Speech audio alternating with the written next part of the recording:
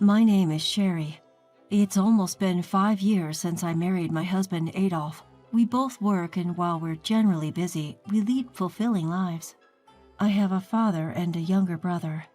My mother passed away due to an illness 2 years ago, and since then, my father, Jacob, has been living alone. When my mother passed away, I was worried about him. I talked to Adolf and expressed, "I'm concerned about my father. I'd like to live closer to my childhood home." With that, Adolf and I decided to move closer to my family home after my mother's passing. We could have moved in with Jacob, but he declined our offer. When I suggested, "Dad, I worry about you living alone. Let's live together," he replied, "You're as strict as your mother, and I want some freedom in my life." That certainly put me in my place. I do tend to nag like my mother, and I've reprimanded Jacob for never doing any housework and always relying on my mother. I guess he thought it would be a hassle and wouldn't get any peace living with me. I was still worried about Jacob, but I didn't think it necessary to force him to live with us if he was against it, so we ended up just moving close to my childhood home. I'd visit and cook meals for him regularly, and we would engage in trivial chats. I thought this level of distance was just right. Then, a year ago, my brother Leon got married. Before his marriage, he was living alone, so we didn't get much chance to interact, but I was still overjoyed when I heard about his engagement. Leon's wife, Kira, is a lovely person, and initially I was delighted to have such a sweet sister-in-law. However, the moment Leon's wedding was confirmed, Jacob suddenly suggested, "Why don't you two live with me after the wedding?" Despite him refusing my proposal earlier, even though I was taken aback, I knew Jacob adored Leon, so his suggestion wasn't surprising. Indeed, Kira was much kinder to Jacob, very different from me. Jacob would repeatedly mention how sociable and adorable Kira was, but the person who was not particularly thrilled with this was Kira herself. Of course, she didn't openly express her discomfort in front of Jacob, but when they got home, she apparently said to Leon, "I'm not too keen on living with your father. I'd rather live with my mother." Leon wasn't too thrilled about living together either, given that they had just gotten married, so the idea of them moving in with Jacob was eventually dismissed. A few months after that, when I visited my family home for the first time in a while, I noticed something odd about Jacob. Jacob, who usually has breakfast at 7 a.m. and lunch at noon, was eating his meal around 10 a.m. when I arrived. "Dad, are you having a late breakfast today or an early lunch?" When I asked him, he said it was breakfast. I didn't think much of it at the time, but when I casually went to the kitchen to clean the house, I noticed dishes that had been used for breakfast left in the sink. Jacob always did the dishes before bed, so these dishes couldn't have been from last night. They were from this morning. Feeling something was off, I asked Jacob again, "Father, the dishes are in the sink. Didn't you have your breakfast?" At that, Jacob suddenly slammed the table and stood up and shouted, "What, are you trying to say that I'm losing it?" Saying so, he turned beet red and got mad at me. Sure, Jacob was hot-tempered, but I'd never seen him this unreasonable before, so I was stunned. Then, as quick as a flash, Jacob's face relaxed. "I gotta fix breakfast," he said, picking up the dishes we'd just finished eating off of and headed for the kitchen. I thought it was definitely strange, so I suggested Jacob go to the hospital. However, he stubbornly refused. What's more, he begged me, tears welling up in his eyes. "Don't tell Leon and the others, please."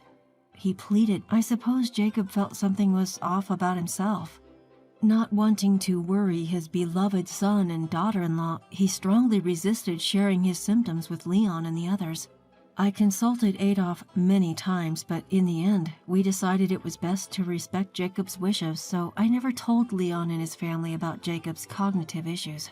Despite our concerns, we suggested to Jacob several times that we should live together. However, Jacob didn't change his mind, insisting, "If I were to live with anyone, it'd be Leon and his family." That was all he would say. We would have loved to have lived with Leon and his family, but we couldn't ask them to do so without telling them about Jacob's condition. Adolf and I were at our wits' end. But about 2 months later, I got a phone call from Jacob at his home. He said cheerfully, "I've got something to tell you. Come over." Since Adolf had to work that day, I went over to his home alone. There, Jacob was with, surprisingly, Leon. "What's up? And why is Leon here?" When I asked that, Jacob answered with a broad smile. "Actually, I've decided to tear down this house and build a new one." "Wait, build a house?" When I asked again, Jacob nodded excitedly and said with a grin, "And it's going to be a two-family house." "Two-family? Why all of a sudden? Are you saying Leon and his family will live with you?" When I asked, Leon nodded. Thinking it's not exactly living together if it's a two-family house, I grabbed Leon's arm, took him to the corner of the room, and asked quietly, "Hey, didn't your wife say she didn't want to live with you guys, and that she'd rather live with her own mother if possible?" "Oh, no worries there. After all, the one who suggested building this two-family house was Kira." "What, really?" I'd always thought that Kira was against living with Jacob, so I never imagined that she was the one who planned this two-family house project. Jacob showed me the floor plan, boasting to me, "Isn't it great?" More than that, I was unable to decipher Kira's intentions and was a bit worried. "Hey, did Kira really say okay? You guys aren't just pushing this on her, are you?" When I checked, both Jacob and Leon laughed. No, it was really her idea. She's worried about Dad." "You really got yourself a good wife, Leon. Unlike Sherry, Kira is adorable. You're a lucky guy." Saying so, they laughed out loud. Both Jacob and Leon insisted Kira suggested it. "Kira proposed we live together because she's worried about Dad." They were happy saying this, but I had a hunch. I just couldn't believe that Kira proposed this duplex idea purely out of goodwill. A few days later, I was called back to my family home to discuss the floor plans. Upon arriving, I found Kira was there too, and I decided to press her a bit. "Hey, Kira, are you really okay with this? Living together, I mean. You never seemed too keen on the idea." Upon hearing this, Kira smiled broadly and said, "Of course, I'm worried about my father-in-law, and as a daughter-in-law, I feel it's my duty to help as much as I can." She punctuated her statement with a power pose, arms flung out confidently. Watching her, Leon chimed in, "Sis, you worry too much. Or are you perhaps jealous of us moving into a brand new house?" Ha! His comment was somewhat jarring. "That's not it. I'm just concerned about potential arguments down the line." Upon hearing that, Jacob, trying to tease me, said, "Don't lie. You just want to live with us too, right?" "Sorry, but no way." Just show me the floor plans already. I'll look and leave." I sighed. While we were in the midst of this back and forth, Kira's phone rang. "I'm sorry, it's my mom. I'll take this outside," she said, and left the room. Jacob and Leon showed me the floor plan, bragging about this room and that detail for what felt like an eternity. Yet something about the floor plan nagged at me. "Hey, what's this big room for? Was it there when you showed me last time?" When I asked that, Leon began to explain. "Oh, that? Kira requested that room," Leon began. "She said we could use it freely and it could serve as a guest room when someone comes over." Jacob chimed in, seemingly impressed. "Kira really thinks of everything, huh? What a good kid." But something about that room didn't sit right with me. It was about twice as big as any other room. A guest room, isn't it a bit too large? It's the biggest room in the whole plan. At my question, Leon and Jacob gave troubled looks. Well, Kira really insisted on this room. "If Kira wants it that way, then it's fine. You shouldn't interfere," they concluded. Feeling rather annoyed at this point, I decided to head home. "I'm leaving," I announced and stepped out of the room. As I did, I heard Kira's voice. She was still on her call, her voice just audible. I hadn't intended to eavesdrop, but I couldn't help but overhear her conversation. "Yeah, it's fine, Mom. I've made sure to create your room. Don't worry, they'll do as I say. Once you start living with us, I'll kick out the old man." She was telling her mother, clearly. I turned unconsciously toward her voice and our eyes met. Kira quickly ended her call. "Oh, sister-in-law, are you leaving already? Do visit us once the house is ready." Kira smiled at me, so I asked her, "Is what you just said true?" Kira's eyes widened for a moment, but she quickly regained her composure. "What do you mean? I'm going back to my room. With that, she left. Something was definitely off. I decided the best thing to do was to go home and talk to Adolf. A few days later, Adolf and I headed to my in-laws' home. Of course, we had asked my brother-in-law and his wife to be there in advance. "Sherry, you've called us all here. What's this about?" Jacob asked, to which I answered straight to the point. "Building a duplex house is a mistake. Kira will take it over and it'll be the end of it." My words left Jacob and Leon speechless. "How can you say such a horrible thing?" Kira pretended to cry, exclaiming. Seeing her reaction, Leon and Jacob glared at me. "What's wrong with you? Why would you say such a thing?" "You just don't want us to live together, do you? Just leave," they yelled back at me. "Just listen to me, Leon and Dad, you are being deceived." Despite my serious plea, both Jacob and Leon refused to listen. "You're the worst." "We've been wrong about you," they shot back. At that moment, something snapped inside me. I slapped the table and spoke clearly to Leon and Jacob. "Do you know that woman planned to bring in her mother after the duplex is built and kick Dad out, and you still want to build it?" With that, Kira shuddered. Leon and Jacob, taken aback by the truth, muttered, "No, it can't be true. Kira, you were worried about me and wanted to live together." They started mumbling. Kira, sensing trouble, quickly replied, "Of course, it's all for you, Father. My mom has nothing to do with it."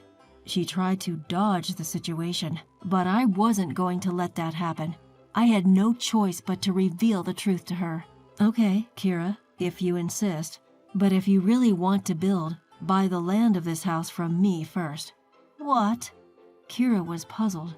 "You see, the land where this family home is built was originally my mother's, and I got it in exchange for helping Leon, who was in a financial crisis at the time. I'm not going to let you use this land for your selfish purposes. If you really want to do it, I'll sell it to you at double the price. If you're really worried about Jacob and want to live together, you can afford that much, right?" With that, Kira fell silent. Jacob shouted, "Then I'll pay. Isn't that enough?" That's when Adolf, who had been silent all this time, finally spoke. "Dad, Leon, I hate to say this, but even if Sherry is hated by both of you, she's trying to protect you. If things go Kira's way and her mom moves in and Dad gets kicked out, Leon, can you take responsibility?" Adolf's calm and steady statement was strikingly credible, and both Jacob and Leon were stunned into silence. Seeing this, Kira, unable to stand it any longer, started to make a fuss. "Leon, you don't believe them, do you?" She started arguing. Kira directly addressed me. "Stop making absurd accusations. I'm not planning on letting my mom live here." So I asked Leon, "Leon, can I borrow your mobile phone? I've got this." "Huh?" "Just trust me. I'll call Kira's mom and see what's going on." Upon hearing that, Kira turned pale and yelled, "No, stop!" "Is there something you're worried about?" When I asked her, Kira glared at me and said, "Enough! There's no way I'd live with a bothersome father-in-law like you. I only thought of living together because you offered to pay for a nice duplex for Mom and me. Sorry for that." With that, she stormed out of the house. Leon hurriedly chased after her, leaving a stunned Jacob behind. Later, he said, "I guess I'm being punished for bad-mouthing you, my own daughter." Jacob, who made the comment with a smile, looked somewhat lonely. In the end, Leon followed Kira. Now he's renting a spacious condo and living with Kira and her mother. It seems Kira and her mother hold all the power. It's pitiful, especially considering he's my own brother. On the other hand, Jacob came to apologize to me. "I'm sorry for all the selfish things I said. I owe you, Sherry." I then shared with Jacob what Adolf and I had been considering. "Dad, why don't you live with us? We're thinking of buying our own home." At that, Jacob nodded with an apologetic look. Since then, he's been cooperative whenever I suggest going to the hospital. Although he was diagnosed with dementia, he takes his medicine without complaint. This has slowed the progression, and we're managing to live together. Jacob has been saying thank you to me more often since then. I think he feels guilty about refusing to live with me in the past, but to me, it doesn't matter anymore. He's my father, we're blood, and he means a lot to me. Adolf has also been supportive of Jacob, and I'm nothing but grateful. From now on, I plan to cherish each day in hopes of spending as much time as possible with Jacob